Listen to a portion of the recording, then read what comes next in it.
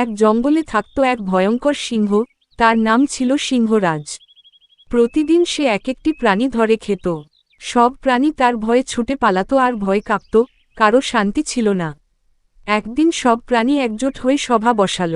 সেখানে এক গাধা প্রস্তাব দিল। আমরা যদি প্রতিদিন নিজে থেকে একজন করে সিংহের কাছে পাঠাই, তাহলে সে কাউকে আর তাড়া করবে না, সিংহ খুশিও থাকবে, আমরাও শান্তিতে থাকতে পারব।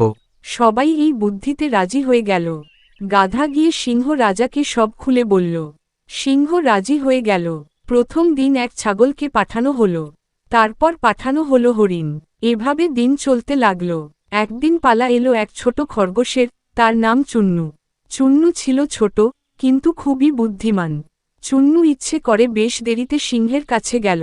সিংহ চেঁচিয়ে বলল। তুই দেরি করলি কেন? চুন্নু বলল।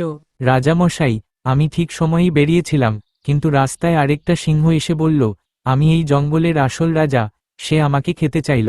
সিংহ রাজা চটে উঠল। কি, আমার জঙ্গলে আরেকটা সিংহ? চলেন, আমি দেখাই, সে একটা কুয়োর মধ্যে থাকে। চুন্নু সিংহকে নিয়ে চলে গেল এক গভীর কুয়োর কাছে। সিংহ কুয়োর পানিতে তাকিয়ে নিজেরই প্রতিবিম্ব দেখল। সে ভাবল, ওই তো আরেকটা সিংহ। সিংহ গর্জন করল। এই তুই আমার জঙ্গল থেকে বেরিয়ে যা।